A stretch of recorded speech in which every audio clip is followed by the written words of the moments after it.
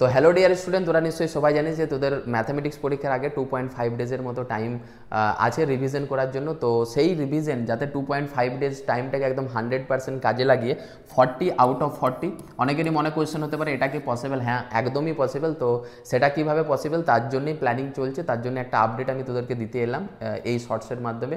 তো এটার detailing video কিন্তু অল্প সময়ের মধ্যে 5 থেকে 6 মিনিটের মতো একটা ভিডিও আসবে। তো ডিসক্রিপশনে তোরা লিঙ্ক পেয়ে যাবি বা একটা আপডেট থাকবে, সেটাতে যে যে কথাবার্তাগুলো বলা আছে সেগুলো যদি 100% মানতে পারিস, হ্যাঁ এটা পসিবল।